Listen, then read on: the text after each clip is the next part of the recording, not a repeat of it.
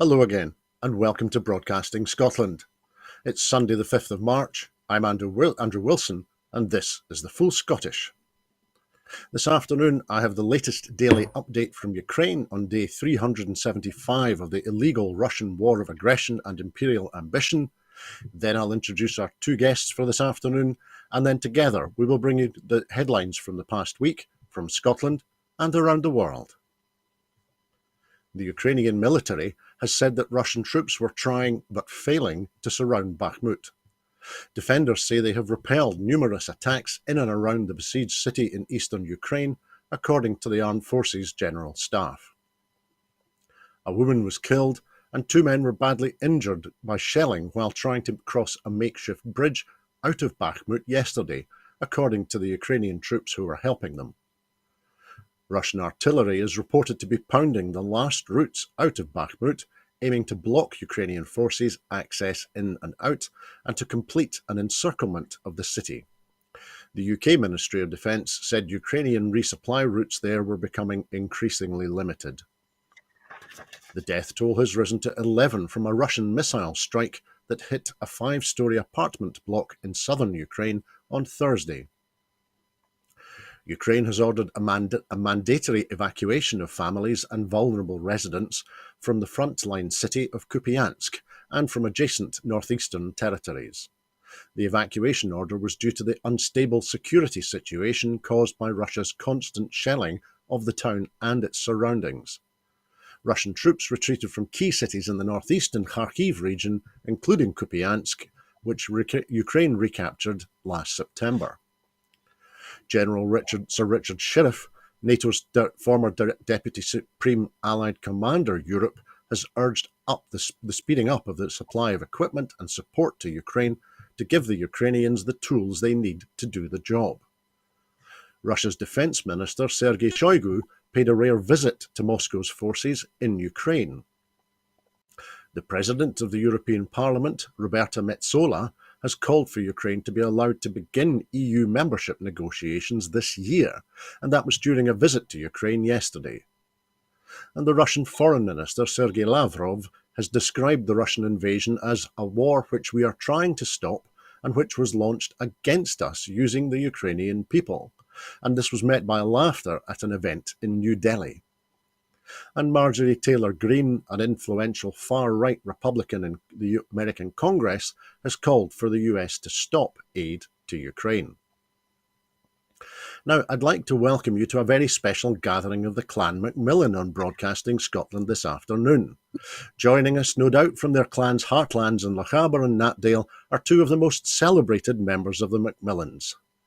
Joyce McMillan was born in Renfrewshire and educated at Paisley Grammar. She's been a journalist, theatre critic and political commentator for more than 30 years, writing for The Scotsman, The Scotland on Sunday, The Herald, The Guardian, and broadcasting regularly on BBC Scotland and Radio 4. In the 1990s, she chaired the Constitutional Commission, which was a subcommittee of Scotland's Constitutional Convention, and she was also part of the Scottish Office Consultative Steering Group on Structures and Procedures for the new Scottish Parliament. Joyce, good afternoon. How are you keeping? I'm not bad, considering the number of horrible bugs and things that are going about. And sadly, I'm not in Knapdale or any part of the Macmillan Heartlands. I'm here in Edinburgh. I love Edinburgh. I've lived here for a long time, and I love the bones of this city for all the issues it faces about exaggerated property prices and over-tourism and all the rest of it. It's a beautiful, beautiful place to live. And I think you can see the family resemblance, can't you, between me and Stuart? Not that I know we had any family connection. We don't. I don't think we've even ever met. But whenever I meet another Macmillan, I always see this slightly kind of, sort of a round face and wee beady eyes that seem to see a lot. And I think we all have that, Well, that's brilliant, Joyce. I'm glad you're keeping well, and we're delighted that you're able to join us from wherever you are. We're also joined by Stuart, who was elected as the MSP for Greenock and Inverclyde on the 5th of May 2016, becoming the first SNP member to win that constituency at the Scottish Parliament. Stuart was re-elected as MSP in May 2021 with an increased vote share of more than 54%. At present, he is the convener of the Scottish Parliament's Delegated Powers and Law Reform Committee, and Stuart is also the Scottish Parliament's parliamentary piper, and that means he plays the pipes at official functions for the Parliament. Stuart, good afternoon. How are you keeping? Good afternoon, Andrew. I'm fine, thank you very much. Looking forward to today. Good. Well, we're delighted that you're both able to join us this afternoon. Our first item relates to the new UN Oceans Treaty, because it has been almost 2 decades in the making, but last night in New York, after days of grueling round-the-clock talks, UN member states finally agreed on a treaty to protect the high seas. A full day after the deadline for talks had officially passed, the conference president, Rina Lee of Singapore, took the floor in the UN headquarters and announced that the treaty had been agreed. At a later date, the delegates will meet for a half-day to formally adopt the text. She made it clear that the text would not now be reopened. The historic treaty is crucial for enforcing the 30 by 30 pledge made by countries at the UN Biodiversity Conference in December, and that was to protect a third of the sea and land by 2030. Without a treaty, this target would certainly fail, as until now there are no legal mechanisms to set up marine protected areas on the high seas and international waters. Covering almost 2/3 of the ocean that lies outside national boundaries, the treaty will provide the framework for establishing vast marine protected areas, and they will protect against the loss of wildlife and will share out the genetic resources of the high seas. It will also establish a conference of the parties, a COP, that will meet and that will enable member states to be held to account on issues such as governance and biodiversity. Ocean ecosystems produce half the oxygen that we breathe and represent 95% of the planet's biosphere and soak up carbon dioxide as the world's largest carbon sink. But until now, fragmented and loosely enforced rules governing the high seas have rendered this area more susceptible than coastal waters to exploitation.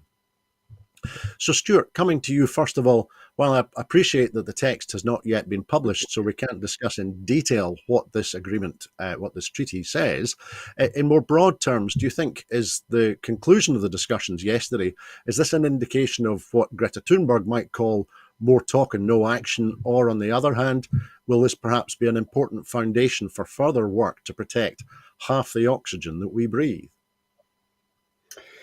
Andrew, I actually think that this will be a positive step forward, to be quite frank. The fact it's taken 20 years to get to this point and bringing all the countries together to sign this particular treaty, I warmly welcome it. I think it's fair to say that we do have to wait and see what the detail is of the treaty, because the fact the treaty was only signed last night, it's not yet been published. We will all have to take a bit of time to look at it, but I do welcome it.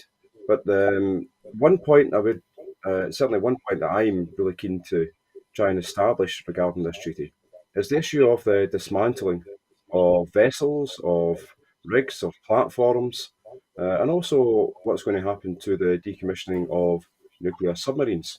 Now, I don't know if these are or are not included in the treaty, but when you think of, when it comes to some decommissioning of vessels, and we've all seen images in the past of some countries where the ship just comes up onto the beach and it's then the dismantling process then begins, as compared to areas like Scotland, like UK, the States, where that type of activity is heavily regulated, which is the right thing to do.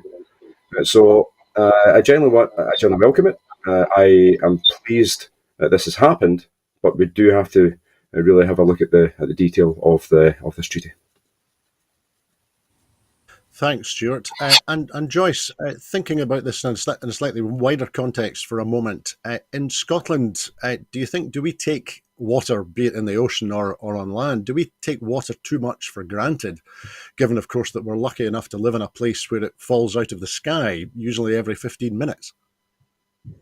Actually, that's an interesting subject here in the east of Scotland, because last year it was actually very dry here for the first half of the year. Fortunately, the back end was much wetter, so things went a bit back to normal. But last year there were potato growers in the east of Scotland saying that they would have to stop trying to grow potatoes here if they kept on having very dry springs, which has been the pattern that we've been plunged into recently. So Scotland too can have climate change. And actually it was extremely dry and yellow here by the end of the summer last year. Rainfall didn't go back to normal till about August.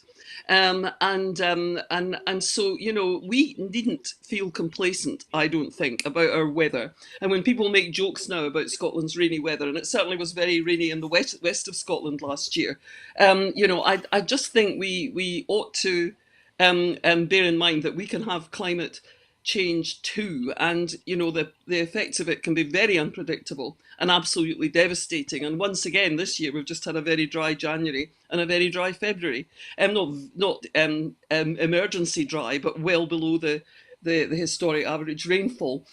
So, you know, we need to be careful about being smug about this here in Scotland. We just assume that we're always going to be this wet, rainy country. That ain't necessarily so. You know, as people are discovering all over the globe, these things can change very fast and with very serious consequences.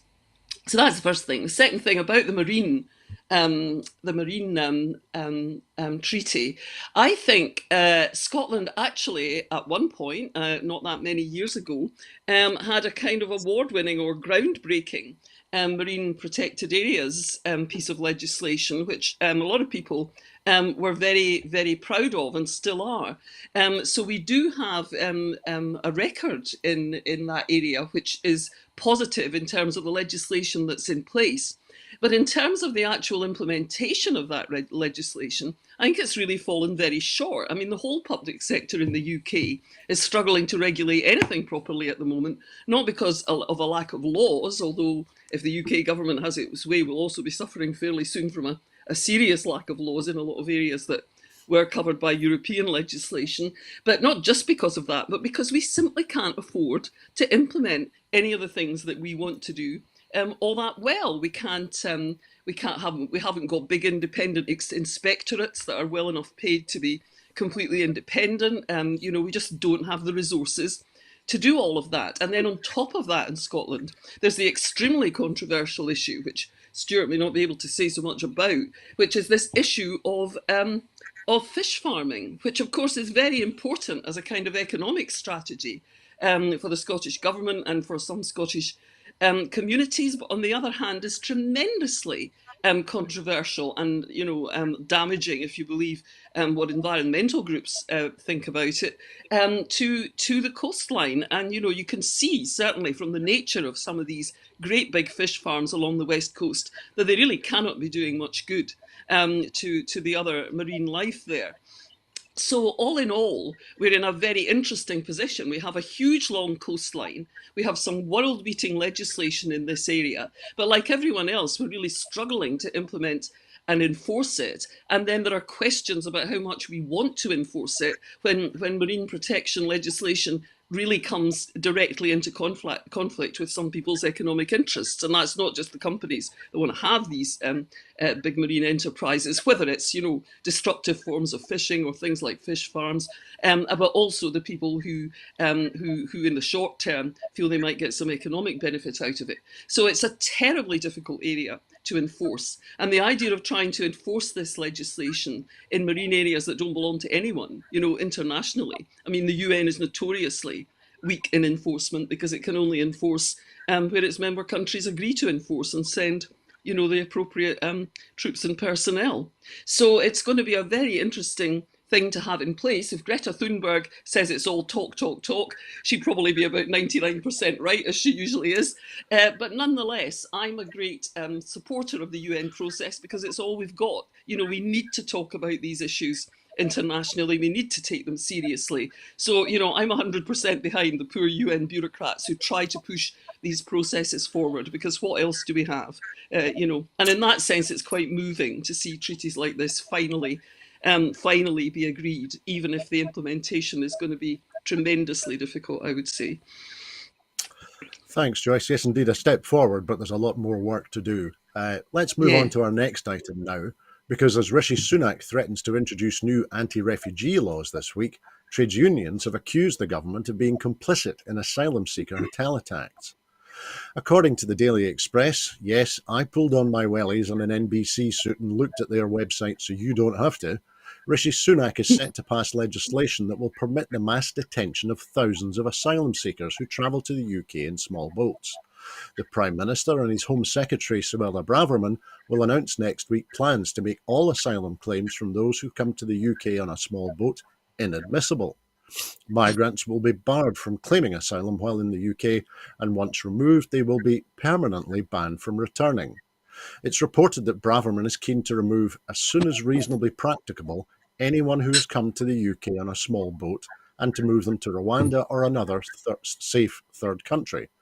The current deal with Rwanda has been hauled beneath the waterline by pesky lawyers and the courts, so Mr Sunak is hoping to ensure that this new plan is legally watertight. The government, however, is likely to face significant legal and practical obstacles on the issue again.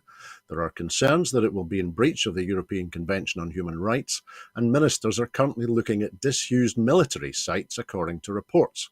But of course, many of those sites are in a state of disrepair and are not fit for human habitation. A limit on how long migrants can be detained before being removed will also need to be fleshed out.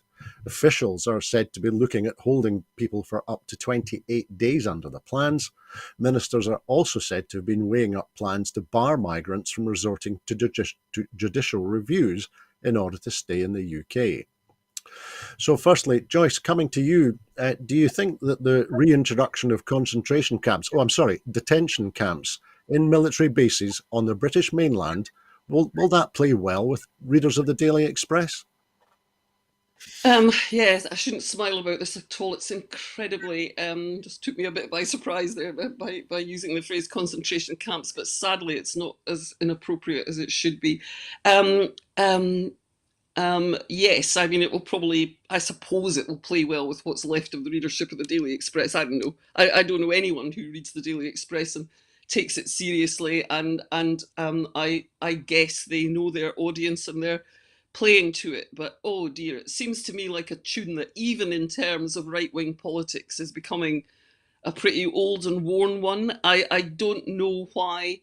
I mean, I know why papers like the Express and the Mail jump to it and give prominence to this issue, because they always have. It's in their, DNA. It's a right-wing thing to do. But why the BBC and supposedly serious broadcasters, Britain's mainstream broadcasting, why they jump to it and give this issue a prominence that actually, in terms of the life of the nation, it doesn't really deserve at all. I mean, these numbers are quite small by European standards that are arriving.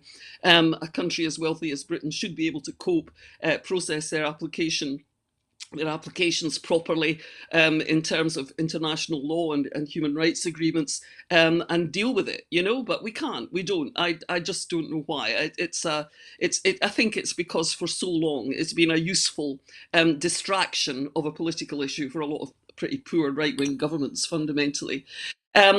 So I'm, in a sense, pretty bored with it. It's the same, politically, I mean, because it's the same tropes and arguments over and over again. But at the core of it, you can't be bored with it, because it is this huge human tragedy that people are in such bad conditions, wherever it is they're coming from, that for one reason or another, and it's not really, frankly, for those of us who are more fortunate to judge their reasons, although obviously the asylum system has to do that to some extent, but they're coming either because of war or because of intense poverty, because of a complete lack of hope, failed political systems where they are absolutely no way forward for them and their families that they can see, and so they want to come to somewhere where they believe they can make a future. Most of them do not come to Britain. Most of them go to the very next door country, which is often a country almost as poor as their own, and countries such as Turkey, which is far less wealthy than Britain, have many times more refugees per head of population. I mean, I think there are about 4 million refugees living in Turkey at the moment, as we discovered when the earthquake hit that area in the south where most of them are.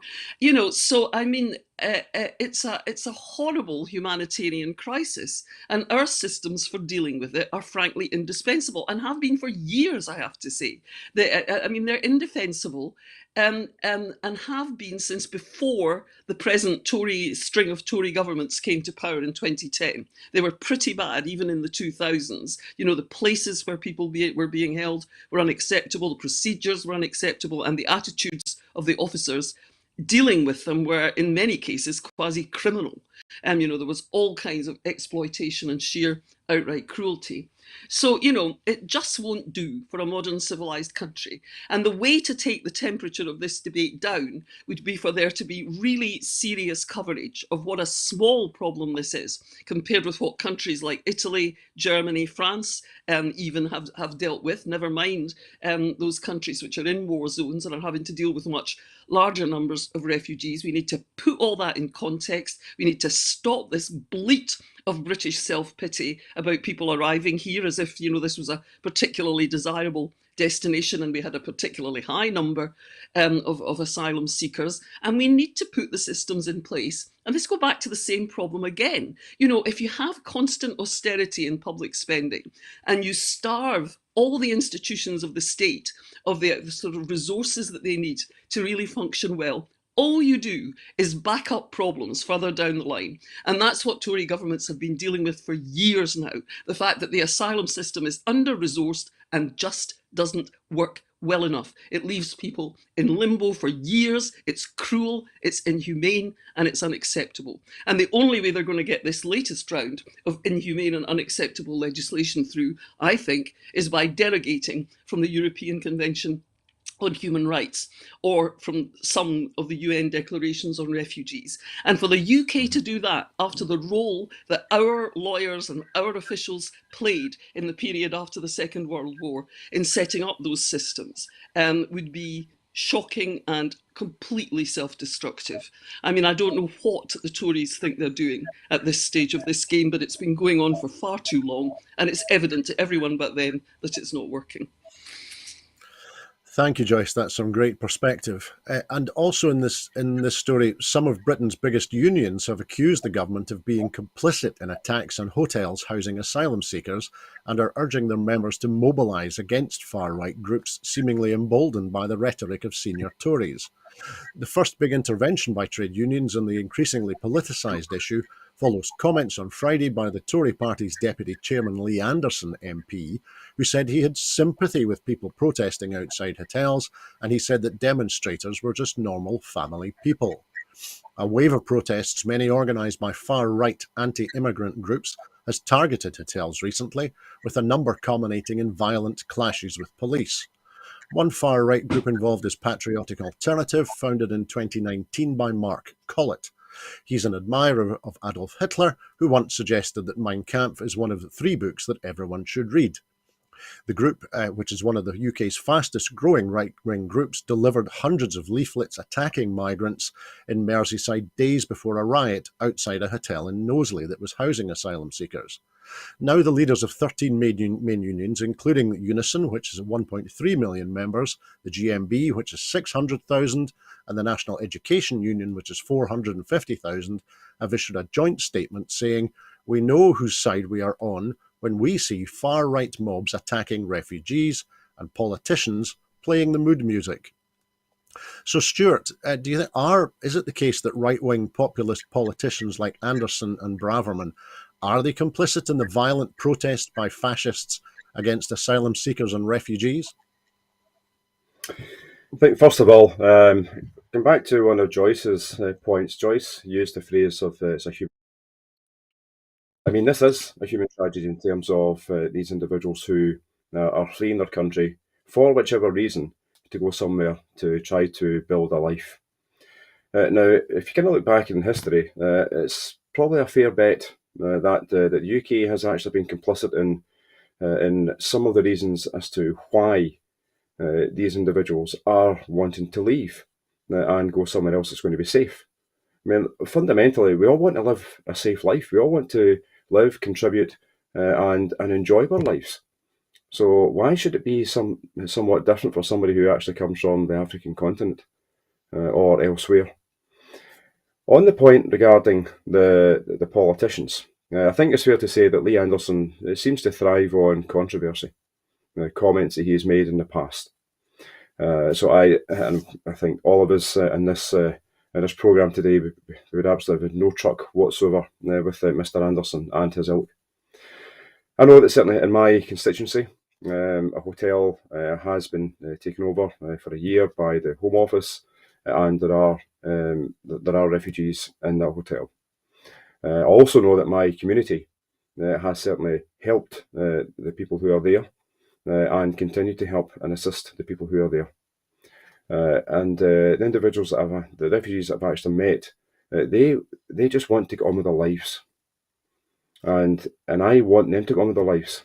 Sadly, going back to one of Joyce's points again, regarding the austerity measures that have happened over, certainly since 2010, but actually before that as well, of course, with the lack of investment into the Home Office, into dealing with asylum seekers and dealing with refugees, in terms of their applications, we are in a situation where people's lives are in limbo. I know some of the folk who are in Inverclyde, they're now on their third or fourth location. And that's just not right. It's not fair. It's not fair in these individuals. And certainly, how are the folk actually trying to deal with this on a daily basis? This is a human catastrophe for these individuals. So on the point regarding Anderson and Braverman and their ilk, and the likes of the Patriotic Alternative. Now, sadly, these incidents are taking place, and I would urge every single politician, irrespective as to their party, every single politician to actually be extremely careful about what they say. But sadly, I think some who just do want to play to their base, and there are many like that, sadly. But if they are just going to play to their base, then they have to be responsible for their actions. And I would hope that society, particularly when it comes to election time, that the electorate in their particular constituencies actually tell them what they think. Because ultimately, these are human beings.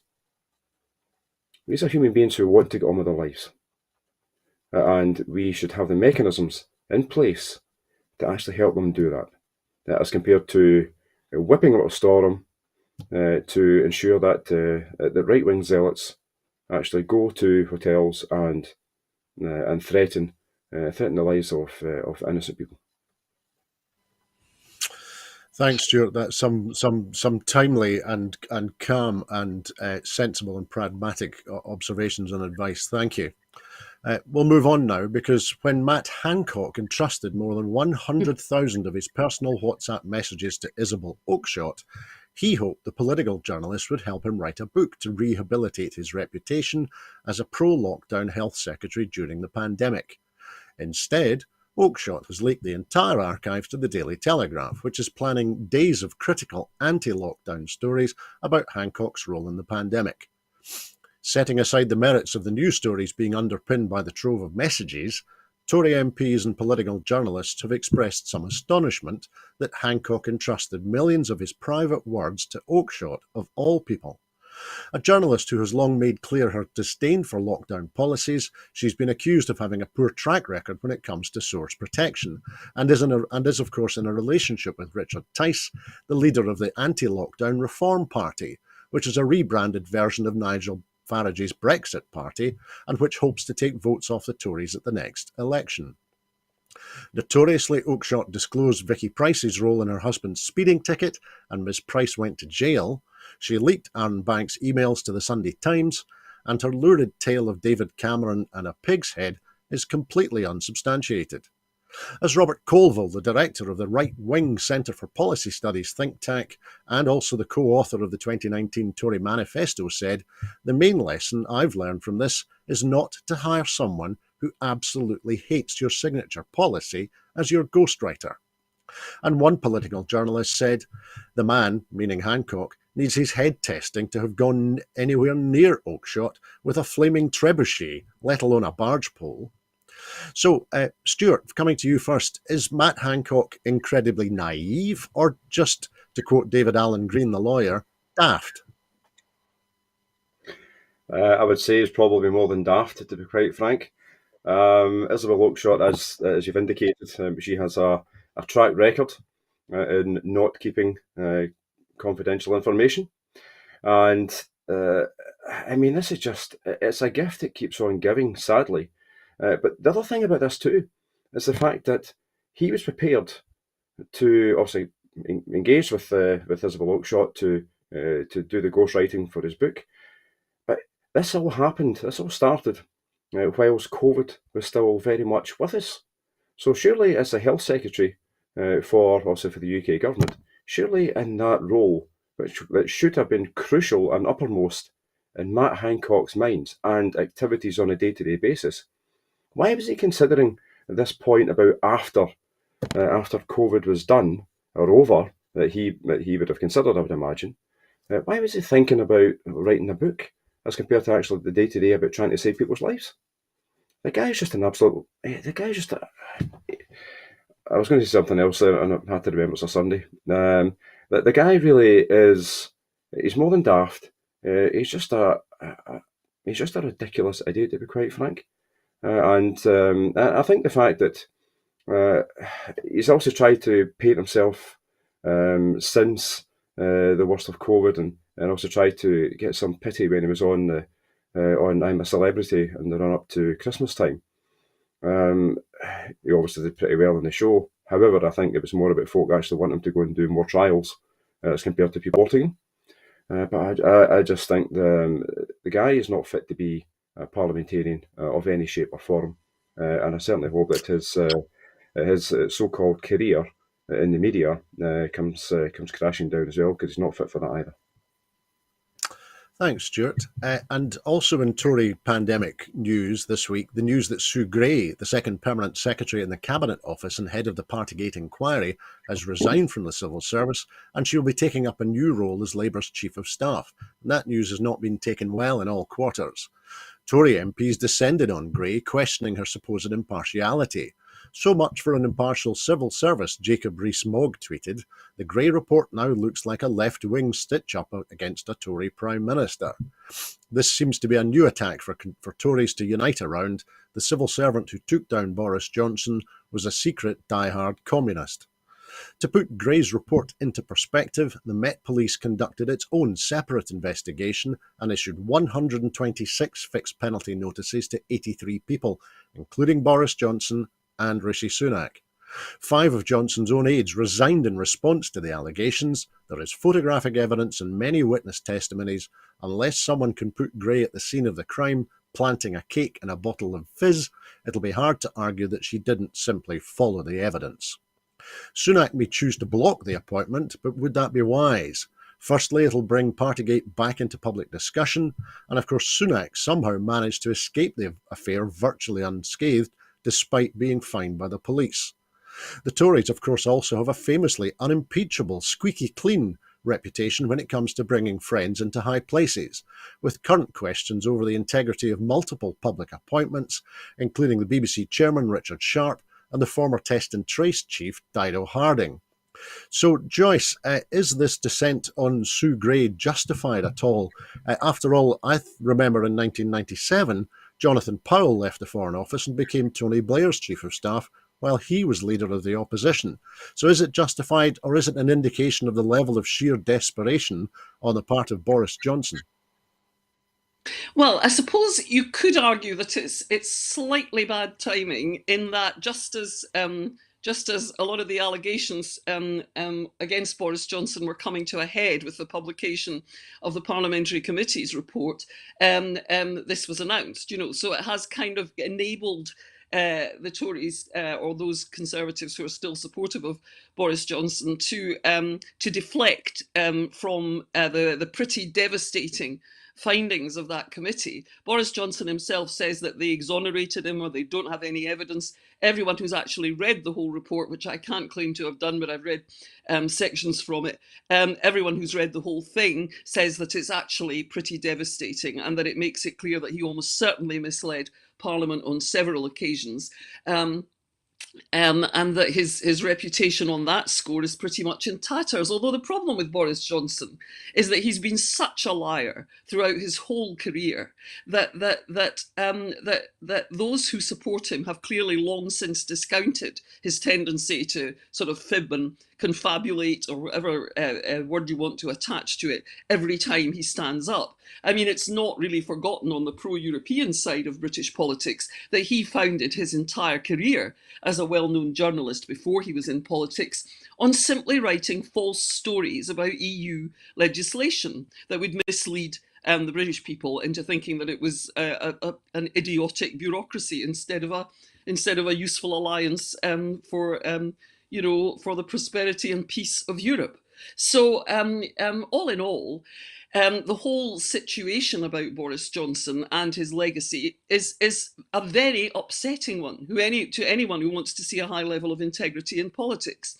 I mean, clearly, the whole cabinet, to some extent, was caught up in a culture of impunity, or at least they tolerated people like Matt Hancock and Boris Johnson, who were enunciating with very grave faces the COVID rules and regulations every day. And yet clearly in some part of their over-entitled brains just never thought that these regulations could apply to them and to their immediate circle. You know, people say, oh, Boris didn't understand his own regulations, or nobody told Boris what his own regulations said, or, you know, all of this kind of strange sort of words get used around it. Didn't understand and wasn't aware, and nobody alerted me. But, you know, everybody in Britain at the time had these regulations sort of written into our minds. I mean, it was such a huge thing to have to comply with this, to not see your family, to not visit close family members who might be vulnerable, you know, to only meet a friend for an hour outside, not even sit down on a bench together, you know, and all of that. I mean, people did do that because it was almost impossible once you get beyond a certain age to go for an hour's walk without sitting down on a bench. But, you know, people were really trying to comply with these incredibly strict regulations and taking them very seriously, because nobody wanted to pass COVID to a vulnerable person. And yet here were all these people in power just living in some bubble where they just think rules don't apply to them. And, you know, I don't know how you can bring that to account when it's become so deeply ingrained in the culture of a political structure, of the media immediately surrounding that political structure, and of a political party, in this case the Conservatives. And I think one of the reasons why the SNP reached and the idea of independence reached, you know, unprecedented heights of approval during the pandemic was because whatever problems the SNP has and whatever you think of its policies, they clearly were not part of that culture. You could see that SNP ministers and politicians, like everybody else, were doing their best to comply with these regulations, 99% of the time. And that obviously in Boris Johnson's inner circle and Matt Hancock's inner circle in the health ministry just wasn't the case. They weren't even trying. Absolutely right, Joyce. Thank you very much. And I'm sure that we will be returning to these stories, these connected stories, time and time again, as Johnson gives evidence to the House of Commons and the processes that follow after that. But we'll move on now, because new analysis, which lays bare the extent of the hit on the nation from rising fuel costs, shows that typical dual fuel bills from April in Scotland will soar, despite an expectation that the UK government will not hike their energy price guarantee from £2,500 a year to £3,000. Parts of Scotland will still have to fork out nearly double the £2,500 energy price guarantee if it remains, as concerns rise that not enough is being done to support Scots in the cost of living crisis. Analysis of estimated average energy bills and typical regional salaries across Scotland shows that some parts of rural Scotland, where wages are below the average and there is no mains gas supply, are to be hit even harder. And that, is leading to calls for urgent government intervention.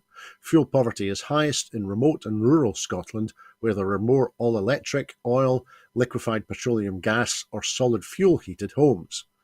In Argyll and Bute, so that includes Bute, Islay, Jura, Mull, Iona, Col and Tiree, typical bills will be the highest in Scotland at just over £4,800 a year, and that's an increase of £1,400 in a year. But with typical wages in the area amongst the lowest in Scotland, that'll swallow up about 20% of annual take-home pay. In the Shetland Islands, annual bills would rise from just over £3,200 to nearly £4,500 a year. And it's estimated that 17% of households in Scotland, that's 420,000 homes, are not connected to the gas mains, and 217,000 use fuels other than mains gas or electricity to heat their homes. Around 129,000 homes in the country use heating oil as their primary source of heating, and the price of fuel has shot up more than 230% in the last 2 years, from 31 pence a litre to £1.05. The SNP's energy spokesperson Alan Brown has said that with energy companies making record profits and the wholesale price of gas falling, the underspend is there for the UK government to act. However, Scotland is an energy-rich country which is currently fuel-poor, and this is a direct result of Westminster rule. So, Stuart, coming to you first.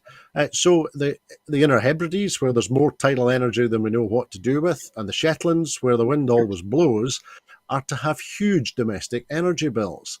Do you think is this challenge, is this crisis going to cut through in news and politics, or because it largely affects the rural parts of the country, it's a case of out of sight and out of mind? Right, Andrew, I think there's a phrase that's been used numerous times in the past, and I'll include myself in this. I think every single SNP and pro-independence politician needs to use this on probably just about a daily basis these days, and that is we have the energy but not the power. When you consider the examples that you just gave, and also the situation also that the northeast of Scotland has had over many, many years, certainly going back to the 1970s. And when you think also, kind of going back to that period of time too, when oil and gas was found, not just by Britain, but by Norway, by the Dutch as well, that they utilised that hugely important resource to invest in their countries and to invest in their people. And also we know what happened, certainly across the UK, certainly from 1979 onwards in particular. So this is a hugely important issue. I mean, just to give you an example, I have had 6 cost of living surgeries in my constituency over the last few months. I do them jointly with the local MP, Ronnie Cowan. I actually had another one there on Friday in Greenock Town Centre in Yoke Mall. And every time we do these events, the number of people who are coming to speak to the representatives from Home Energy Scotland in particular is increasing. Sadly, it's increasing. So the issue of fuel poverty, it's Scotland-wide. And until the UK government fulfil some type of concerted policy as compared to, which I think everyone will welcome what they're doing for this 6-month period, but it shouldn't have to be like this. In an energy-rich country, in a country that's allegedly like the 5th richest in the world, by that also the UK, then why have we still got people living in fuel poverty? Why have we got people living in desperation? Why have we got the situation that we now have of people potentially paying 20, 25%, 30% of their salary on energy in the months ahead? It's absolutely disgusting. It's wrong, and it just should not be happening. So the UK government have got a huge part to play in this, as do the energy companies themselves. But the UK government, they're the ones who set the policy, because it is reserved, it's not devolved to the Scottish Parliament. They're the ones who set policies, and they're the ones who can actually have a hugely important effect to make things better for so many people, as compared to the second plastered approach that they seem to have adopted over the last number of months, and we'll see also what happens going forward. Thank you, Stuart. We'll move on now to our final item this afternoon, because as the SNP leadership election gets into full swing, what are the strengths and weaknesses of the candidates? The first full week of the race has been and gone, and the candidates have begun setting out their cases for why they should win the top job. So I thought we should have a look at what Kate Forbes, Humza Yousaf and Ash Regan have said on a couple of the key issues so far. When it comes to how to achieve independence, the candidates have set out different visions. Yusuf has pledged to hold a series of regional assemblies for honest and frank discussions with members to decide on a collective plan at the SNP's annual conference in the autumn. He said he thinks all options that are within a legal framework should be on the table and that he's not wedded to the idea of a de facto referendum. Ms Forbes has outlined plans to use the next Westminster election to win a mandate to demand a Section 30 order within 3 months if the SNP wins a majority of seats. She said that would not mean the referendum would take place within a timescale and that would be held when there is sustained majority support for yes, which she says is about as many people supporting independence as possible. She's also proposed a programme of work to set out a new prospectus outlining what would happen in the first 10 years of Scotland after independence, which would be written by the SNP and not the British Civil Service. Ash Regan says she intends to establish an independence convention on day one of her leadership. She's argued the referendum mechanism and the de facto referendum plan have been exhausted, and her plan would be to use each election as a mandate for independence if a majority of pro-independence seats and votes are won to begin negotiations on independence. She also called her plan a voter empowerment mechanism, which sounds like an election, and suggested having a readiness thermometer, which sounds like something from a Carry On film, to illustrate how preparations for Scottish independence are progressing. So, Joyce, coming to you first of all, how are these candidates going to get the undecided 20% of the Scottish population to choose what sort of Scotland they want to live in? I don't know. I don't know how they're going to do that. Nicola Sturgeon is a very formidable politician and a very popular one by the standards of politicians in power. And she has not succeeded really in shifting the dial of support for Scottish independence up towards the 60% mark, which she would like to see it at really before any further referendum was contemplated. So I don't really understand, given the meltdown of UK government in recent years, why support for Scottish independence has not moved higher. It seems to me that the case for it gets stronger every day, particularly as Stuart was just so eloquently saying, when you look at the way everyone in the UK is being spectacularly gouged, unlike any other population in Europe, to contribute to the profits of energy generation and supply companies, and no one seems to have the will or the mechanism to do anything about it. I mean, I was just appalled yesterday listening to vox pops from London somewhere of people saying that they were skipping meals. I mean, perfectly normal. You know, this was not people in poverty, you know, people who you'd normally expect to be in poverty in a country like the UK. This was people working, you know, full time, just trying to live normal lives with their families, having to skip meals in order to have enough money in the kitty to try and pay these power bills. And even then, they were afraid that with the latest price rises or the ending of various bits and bobs of government support, they won't be able to pay them. You know, and why people in the UK generally tolerate this kind of treatment so meekly, and why more people in Scotland don't rebel against it by at least warming towards the possibility of independence is a bit of a mystery. And my best guess at an answer is that given the levels of global instability just now, and particularly the shock of the war in Ukraine, the really negative consequences of Brexit, which have destabilised a lot of businesses and created huge economic difficulties for a lot of people, think to themselves, I really cannot deal with another big political change like the shock of Brexit at this time.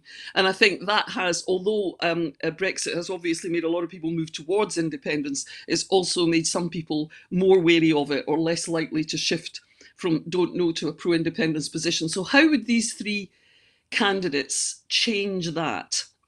I don't know. I feel as if kind of taken together, Kate Forbes and Humza Yousaf are quite a good combination, but I don't think either of them is particularly strong alone. Kate Forbes has a reputation, which I think is probably quite deserved, for being a safe pair of hands in terms of the economy, and I think it's in such a critical and insecure situation that's important. I think she's a strategic thinker, maybe even more than Nicola Sturgeon was. She seems to have a kind of strategy for taking the SNP forward, which again is reassuring. On the other hand, I think is this nothing to do with her religion, but simply her expressed views and voting intentions on social issues are extremely negative in terms of younger voters. I mean, they just cannot understand why anyone would have reservations about supporting something like equal marriage, which has brought so much happiness to so many people and is such a simple thing that governments can do to increase the sum of human happiness. And yet here we are in 2023 with a leading candidate casting doubt on whether she would have voted for that. Pretty baffling, to the vast majority of people, certainly under 40, under 50. So, there are great pluses and minuses to Kate Forbes. Great pluses and minuses to Humza Yousaf, who, seems to me to be a brave man intrinsically for being a Muslim at the heart of Scottish politics and for taking all the flack and all the pressures that come with that. I think he's got the sort of insight and energy to defend the record of Nicola Sturgeon's government, which is, of course, is often criticised after 8.5 years in power, but actually has some very impressive achievements of which it ought to be proud, and pride in those achievements should be part of this debate. He's also got more ministerial experience than any of the others. And I think in the debates he's shown a bit more dynamism and energy and sort of leadership quality than some people thought that he might. So I think both of those two are impressive candidates. Whether either one of them alone can really give the SNP the shift it needs at the moment is a big question, because there's also the question of organisational change, of sort of a new broom that might be willing to change things at SNP party headquarters, face the fact that it's maybe time for Peter Murrell to step down from his position in the party. All of that, Humza Yousaf would not be seen as a new broom in that regard. Kate Forbes would. So, my only hope really about the outcome of this election is that if it is either of those two, they're prepared, willing and happy. Well, happy is important, to work together rather than perpetuating the very extreme positions that some of their different groups of supporters take. Thank you, Joyce. That's some great perspective. And Stuart, I'll ask you the same question. I appreciate your position as a member of the SNP and as an elected representative as well. So, a general question: how are these three candidates, or how should these three candidates get the undecided 20% of the Scottish population to choose what sort of Scotland they want to live in? Okay, no, thank you, Andrew. So I think, first of all, actually, just I want to agree with a point that there's quite a lot of what Joyce said, actually, I very much agree with. But the point regarding the global instability, Brexit, Ukraine, I genuinely agree with Joyce on that. I think that's those issues alone will have played a part in many people just maybe taking a wee step back from considering the issue of independence of Scotland, and maybe thinking, well, there's enough going on at the moment.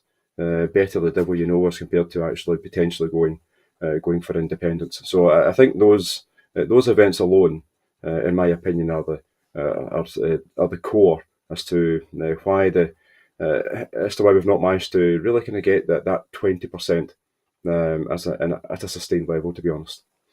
On the issue of the three candidates, obviously the three of them are my colleagues.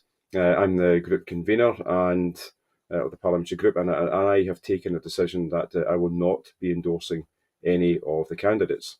And I know there are others who have taken a similar position. That's not because I don't like them or don't support them, but I just generally believe that as group convener, I should remain neutral in this contest. Also, something I've said to a number of people over the last few weeks, when you consider this is the first leadership election that we've had for 18 years. And in that period of time, there's been a huge amount of change in the SNP. First of all, the vast majority of parliamentarians will not have been a member of the SNP 18 years ago. So this is a new thing for them. But also when you think of the membership of the party, 18 years ago the party membership was around about 8,500 people. It's now over 100,000. So this is also a new experience for the vast majority of the membership of the party. So, and the third point to it is that when we did have that last leadership election, we were very much in opposition. We're now in government. So the eyes, it's not just the eyes of the party that's actually watching this contest with great interest. It's the eyes of the country, because potentially one of these individuals will become the next First Minister. And I say potentially because there has to be a vote in the Parliament of who will be the First Minister. And I think that has actually been lost in some of the discussion and debate that I've picked up on in the media and also social media. So it's not a given that whoever wins this election is going to become First Minister. It's just on the issue of the three candidates, and no doubt they'll probably, all three of them will give me a bit of stick for this at some point. But all three, as just like anybody who is a parliamentarian and anybody who's involved in any particular activity, we've all got our strengths and also areas where we possibly could do better on. And the three candidates will be the exact same. But I think the fact that the hustings, they've already started, and the fact that the candidates, they're putting forward their proposals, they're putting forward their particular positions on a wide variety of issues. And I think that genuinely is actually helping the debate, because I think the first 10 days or so where they were really uncomfortable for SNP members as a whole. But the fact that hustings are there, they're happening, people are engaging, hundreds of folk are going to each of these hustings across the country. And that's great. That's a great thing to do. And also the number of folk who are watching it online. So when we do get to the end of the process, we will obviously have a new party leader. And I sincerely hope that whoever does win, that they do find the space in their cabinets for people, either the other candidates or certainly the folk who support the other candidates, because as a party, we win elections. We do so much better when we are a united party, and ultimately the goal is about winning our independence. And the electorate tend not to vote for parties that are divided. So this is it's a genuine contest. I wish all three candidates well, and I will wholeheartedly throw my support behind whoever the new party leader is, and hope that they do become the First Minister and then take us on to independence. Thank you, Stuart. Some calm and sage advice there. Thank you. But I'm afraid that's all the time that we have for you this afternoon. In making these programmes, Broadcasting Scotland relies on the support of our viewers and others who value our distinctive approach to news and culture. Please help us to continue to make these programmes and to make new programmes for you. Our programmes will always be free to view, but if you can afford £5 a month, please consider becoming a Broadcasting Scotland supporter. We have set ourselves a target of raising £30,000 in order to pay the bills. To everyone who has donated and to everyone who has signed up to make a regular monthly payment as a Broadcasting Scotland supporter, thank you. There are other ways in which you can contribute to our work. If you'd like to volunteer to work with Broadcasting Scotland, then please visit our website at www.broadcastingscotland.scot and send us a message there. You can find us on Twitter, you can find us on Facebook by searching for Broadcasting Scotland, and when you're watching us on YouTube, it would be great if you would like and subscribe to Broadcasting Scotland on that platform. Please click on the wee bell. We will be back tomorrow evening at 7 with the next edition of Scotland at 7, so please come back and join us then. I'd like to thank everybody who's been watching us this afternoon, and of course I'd like to say a very special thanks to our very special guests this afternoon, Stuart McMillan MSP and Joyce McMillan. Thanks, guys. Thank you. On this day in 1953, the paddle steamer the Maid of the Loch was first lowered into Loch Lomond. I'm away to lower myself into a large body of water. I hope that you have a very peaceful weekend. Bye-bye.